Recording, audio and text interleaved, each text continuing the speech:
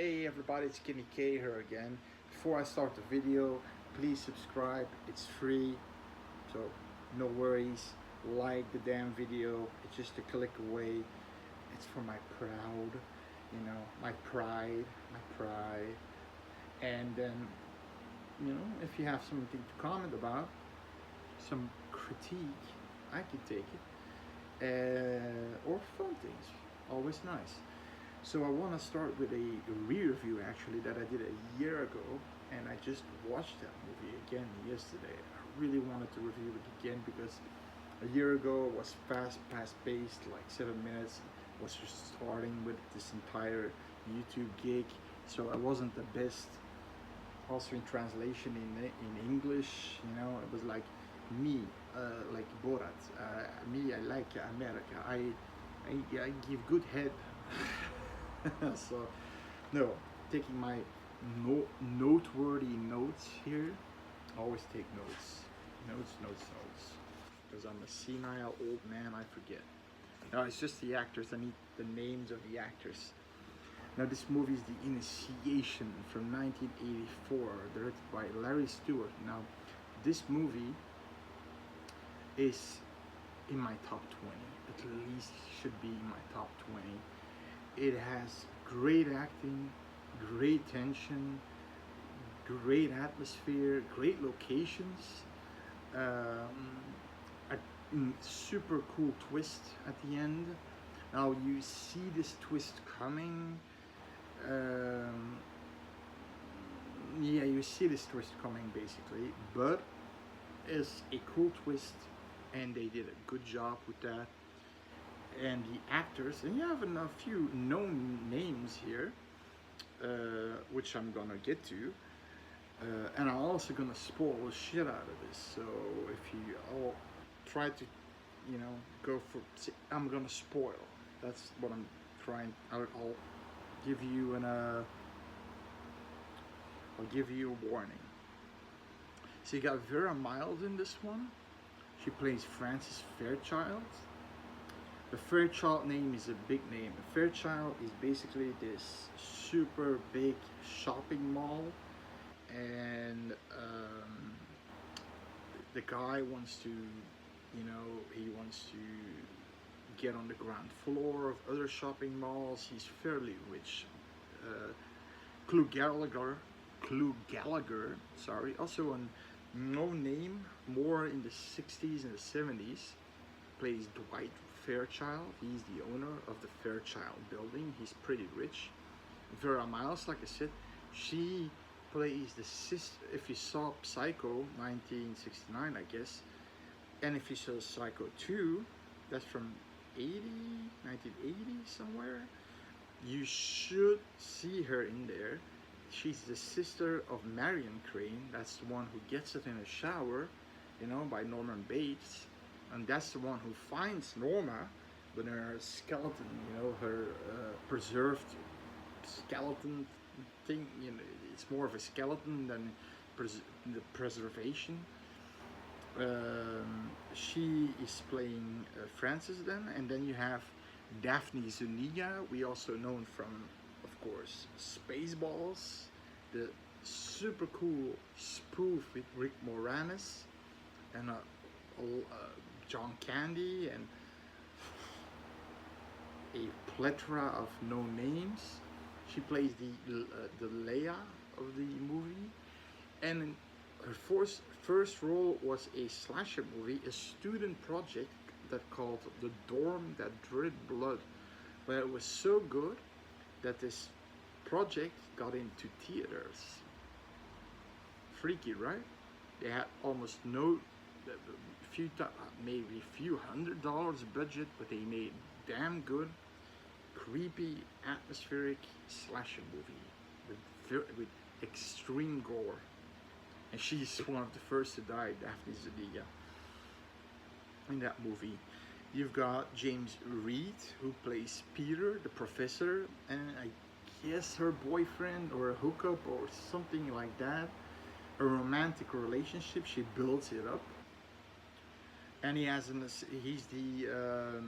a professor into dreams and the REM cycles and monitoring them, and her assistant Marcia is like more into, she's the assistant of him, but she also knows more of the psyche. He's more in the psyche, and she's more in like the science fiction of it. And they're constantly, it's fun to see them. They're constantly bickering with each other, but it's in a direct way, but they're still keeping it civil. She can storm away, but the next day she's back there. So yeah.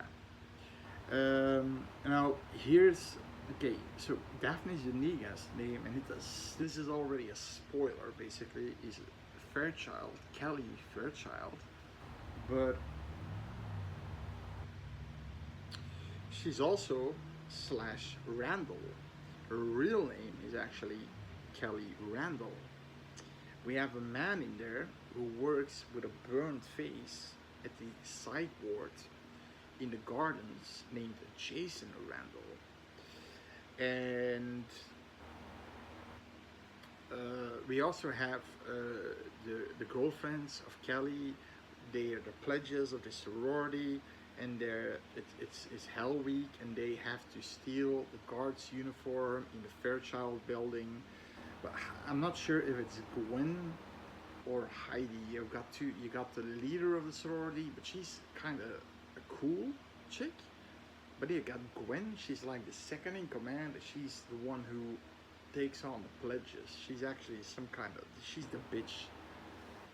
And she takes these few guys. She takes the keys, and eventually, when they get in the Fairchild building, so you got two parts. You got the part, the university, sorority, and then just the outside world. And then the second part of the movie is in the Fairchild building, the entire shopping mall, like 20 stories high, indoor. It's like this hexagon shaped building with I think open air, sort of open air middle part. It's pretty cool. It's pretty big.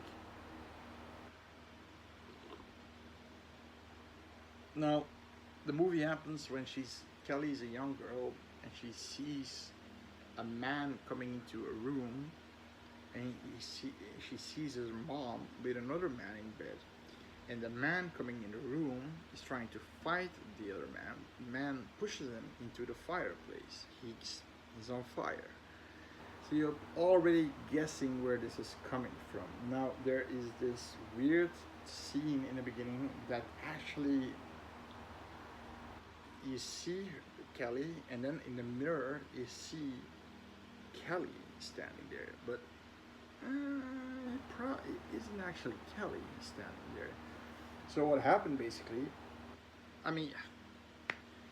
so spoilers, it's too hard to not talk about it.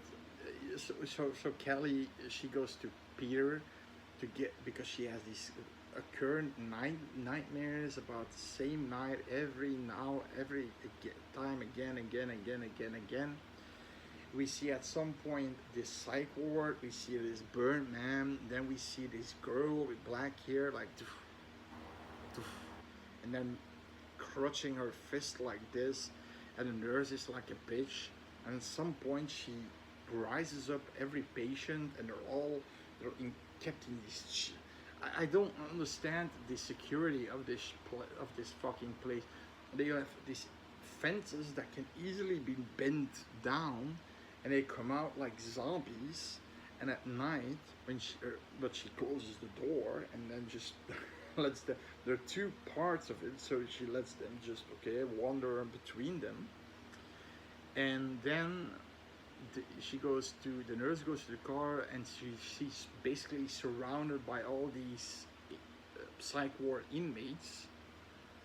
And in the back of the car, there's a person in her car, and she gets killed with a small rake, the same rake this Randall guy was using in the gardener, and she stabs in her neck. So basically what happens is they wanna because he also had these gloves on, these see-through gloves on. They wanna let you think it's that Jason Randall guy. Now at this point you don't know who that is. But at some point she's in such a deep REM cycle. This is at the point that she already went to a frat party and she invited as her date the professor. But the professor was like this, what you call it, it's not, he's a grad student professor. He's still a professor, but he's a professor, but still a student. He's almost a professor, right? He's still somewhere. If I mean, it's legal. You know, these college girls are like what, 22-ish, and he's like 25, 6-ish. He's going for his doctorate. You know, he's doing a longer run on his for a higher education. But he's really temperament. He has a temperament. He's like, he's really like.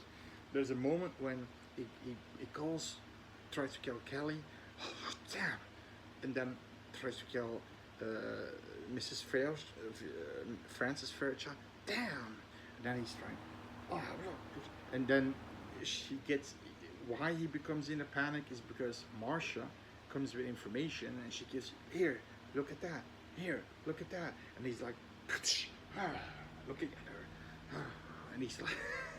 He rips it out of her hand because he's tired of her just giving it to him. He's like, whoosh. And he gets all the information he needs to know. Okay, the last page had a page on it that we don't get to hear. Well, we get to hear that Jason Randall, and we also get to notice when she's so deep in a REM cycle that her mom comes in. Because she doesn't like the professor, because she doesn't want the past to be digged up. She says, he always has to say, in 3 seconds, you will be calm and calm-minded. Okay, Kelly Fairchild, it doesn't work. And then she says, Randall, her last name is Randall. And then at Kelly Randall, she does respond. So we also already have the clue that Jason Randall is probably her dad, okay? And this, in those papers, he also gets to see this, that Jason Randall burned for 5% of his body, 45% of his body, is admitted in the psych ward and was actually a manager, a floor manager in the Fairchild building. He was in the board. Now this Dwight Fairchild is an asshole, okay? He's a fucking asshole. He cheated on her, and actually the mom too then, right? Then, the ironic part is, he's now going for a business trip, but actually he's going to see his new mistress, he calls Babe. So this guy fucks around like it's, you know, I think his fucking dick has like shrooms growing on his dick from fucking PTSD, these chacroots on his fucking helmet hair on his dick. Such a fucking adulterated asshole, because he married a few months later. He married in a close ceremony with Francis. But of course, he's the first one to go. He gets the rake in his body. Then you see the rake going in. There's gore. Don't worry. You don't see the head because she takes a machete and hacks off his head. But there's gore, like for example, the girlfriends that go into the, for the prank into the Fairchild building. You've got Beth, Allison, Megan. I don't know, because one of them didn't want to go, and I'm not sure which one. It's Beth or Megan, one of the two. Allison wanted to go. She's like the slut. She tries to actually get the professor in bed by saying she's actually a nymphomaniac. So can you do something about that? Maybe go to bed with me.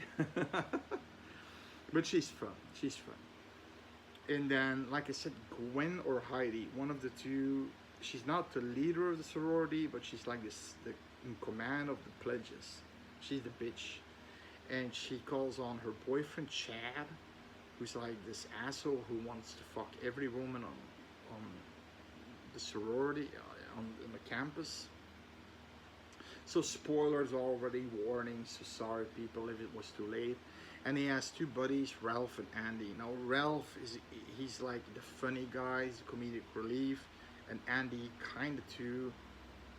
He now okay. The killing starts when eventually first Gwen gets killed and then Chad. Chad gets an axe in the head, I believe, and Gwen takes an arrow, but she sees, oh, what you're doing, that's not funny. So killer, she knows a killer. So if it's Jason Randall, shouldn't she shouldn't know the guy, right? So you see the bow going right through her heart. I believe Andy gets killed in the toilet. You don't see it, you see the aftermath, an entire gash of blood. And then Ralph gets killed with a spear gun. He actually has sex with one of the girls, Megan or Beth. I'm still not sure because the other one didn't want to do this prank. That it's sick, that it's stupid. We're adults, and she got kicked out of the sorority by this bitch Gwen, the you know, the pledge leader. And the other one was it's okay. She has sex with Ralph. Now she went on a date with Ralph to the fraternity party, and he was dressed like a fucking dick. He had and a complete, you know, the mushroom head from your dick. You know, I call it the German helmet. I mean, he went like this, and she was so embarrassed, of course. And she's a virgin, and there's a reason why she's a virgin. The reason why she's a virgin. So after everybody is caught, Ralph, Andy, they don't know where Chad and Gwen is. Now the problem is that Gwen has the keys and the door is shut. The security guard got killed also with a rake in his fucking head. Now the killer saw this store full of great sharp knives and axes and bow guns and spear guns and everything the killer can use. And Allison and Kelly, let's say Beth. I'm gonna say Beth, the virgin girl, and Ralph and Andy, they're having a dinner party, clothing themselves up in tuxedos. Now, it's Andy who's sort of going with Allison. Now Allison is waiting for him, and she finds his dead body. She starts to scream. Meantime, Ralph and I think Beth, the virgin girl, they have sex. The comedic relief guy, the dickhead, literally he came in a dickhead costume. But there's this, and I'll say that in my con part. Then you've got, they don't know, they even don't know when fucking. So there's one extreme brutal killing in this movie, and it's Allison. She has to wait in the security desk, and there's this, you know, this phone. Kelly uses it to, hey everybody, Gwen, can you come out? Your gig is up. We found Ralph and Andy. Give us the keys because you have the keys apparently. So they're holding this party again. Allison and Annie go off. Ralph and Beth go off. Fuck.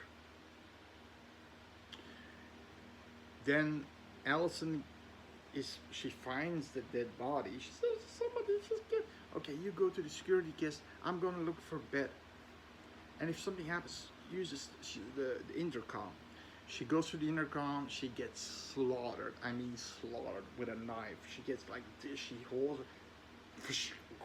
The blood is spraying out like it's very, very brutal kill. But meanwhile, she's like trying to help. She's sliced in her neck and then again and help. I mean, it's a pretty brutal kill, all in blood. And so, what I remember is that Kelly hears this, but Beth doesn't hear this because they're having sex. She starts to panic when Ralph gets the fucking arrow through his chest. I mean, the back and through the chest. And she gets the fuck away, of course. And then Kelly and Beth reunite because she said, I think the killer killed Allison too. They take this, so you see the shadow, and it's a cool shot. You see the shadow of the killer coming with the spear gun in the hand, and they go to the elevator. It's one of those big ones, you know, those, and then closes first with a grate, and then with this extra. It's one of those like in factory elevators, but it's so big that it needs such a big elevator for so many people that visit this super mall. So they're going to, and they stay at this sort of level. She stops the elevator, so it's in between levels. They can't get to her. But how did she get to her? The killer gets to them by crawling on the elevator and trying to jump in. So they put the elevator on first floor. They get out, but then a little bit of a coward move of Kelly. She runs away, leaves Beth, and I kind of felt sorry for her because there's this side story I'm gonna tell you later, which kind of also ruins the movie for me in a way, and that's why I felt sorry for her too. She falls, the killer, she's like, heck, Kelly, help me. She slips, she's at the door, she wants to go back, and she see the killer sliding her into the elevator, and the elevator closes. Then she goes, but she should have took her by the arm and get the fuck out of there. She knows where to go, right? Even if she can't get out, she knows where to go. And at this point, Peter, the professor, is going to Frances Fairchild's home. She's drinking, and she says that apparently her husband's head was found a few blocks away. He was killed and put in the trunk of his car, the remains. She says, it's Kelly. Jason Randall is back. She's at the Fairchild building and she's at danger. And she says, you call the cops. I'm going. Do you have keys of Fairchild? I'm going to the Fair. Now he could have called the cops first and then went to the Fair, because she was like completely. She was drunk, first of all, and she was like, and then she takes. She want to call the cops, and I guess she called the cops, but she takes a fucking 9mm first, so I'm not sure if she called the cops. I'm guessing the patrol cops came and heard some noise. I'm not sure if she called the cops. Now Peter goes in. First thing he does is he sees Kelly. He's like, come on, Kelly, come on. It's over. She hugs him. It's over. And she looks at him, stabs him. Here's the clue. Kelly is the twin sister of Kelly. So when in the beginning of the movie, when you see like a mirror, which you think it's Kelly, no, it's her twin sister, her evil twin sister. It's like, you know, you always have a good sister. You got a good twin and a bad twin, which is bullshit, but you got that, you know, legend. And she couldn't process, and her entire life was in a psych ward. And she now wants to kill Kelly, replace her, because she saw him at the sorority. She saw her at the Fairchild mansion, and she wants her life. She wants her life back, but she needs to kill Kelly for that. Now the weird thing is, at some point you see Jason Randall. That's the first thing you see, taking Beth's body and driving it away. And she's at the rooftop at this point, Kelly. And this is before Peter comes in and gets stabbed. Jason Randall is basically there, and Kelly confronts him, and he says, "No, no," in this voice because he's burned. "I'm your father. I'm your listen." And bullshit. And she hits him with a pipe, and he falls from the roof. Now he's not dead yet because he falls on a bunch of garbage bags, but he hurt himself pretty bad.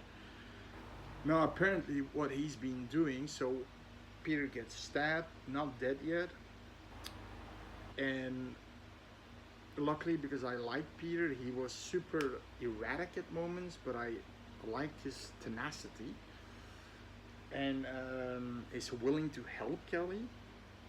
Now it's never really said what her name was, Kelly's twin sister, so let's call her Evil Kelly.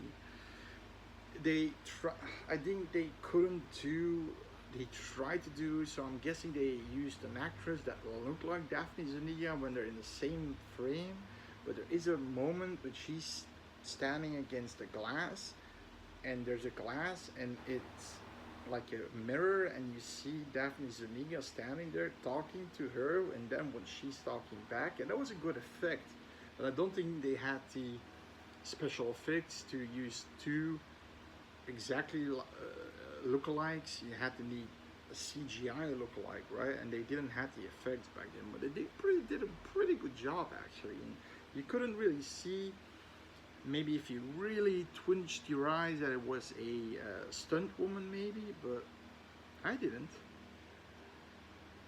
Granted, I can't see that much, but okay. And then eventually Evil Kelly almost kills Kelly, and she gets shot down by none other than Frances Fairchild, her own mom.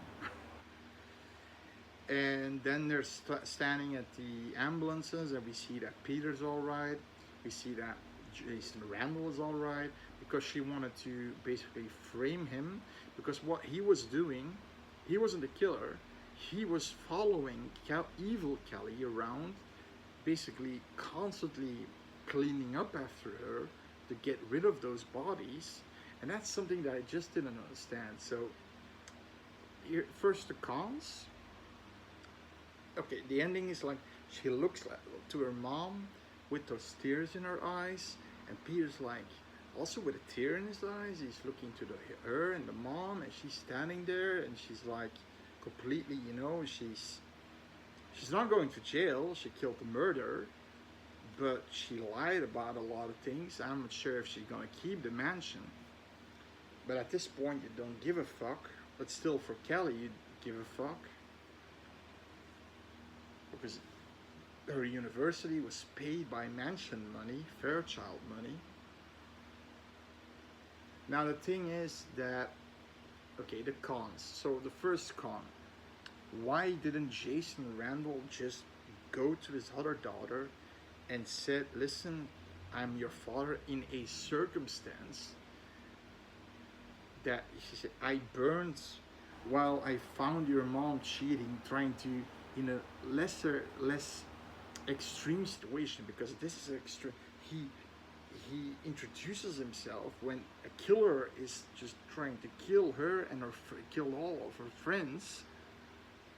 So that's not the best way to introduce yourself. And also cleaning up the mess for your murderous evil twin. But he had a better relationship, because I'm not sure that he wasn't a psych ward, because he worked there as a gardener. So I think he could go out of the building. Yeah, I wasn't sure he was actually admitted. But he constantly stayed there to keep a watch on Evil Kelly, because he knew she was evil.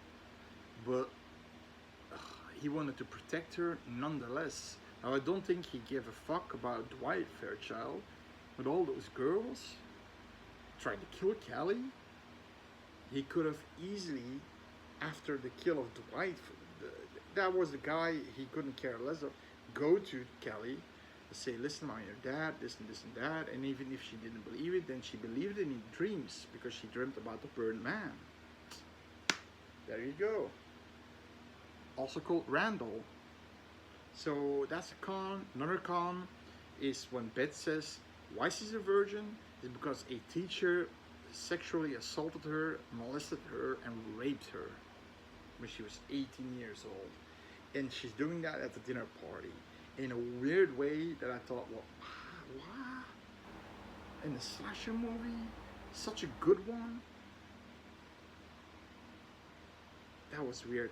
And then the fucked up part is she has sex with Ralph, kind of oversexed comedic relief guy, the token comedic relief, sexualized guy, and she has sex. She wants to have sex twice with him, and she's telling a story about rape to a bunch of people. Few of them are friends, like Kelly and Allison, and even she never told her own mom about that. And then has sex with her. Normally, if you tell something like that, rapes, she still, that was a few years ago, she shouldn't have sex after that.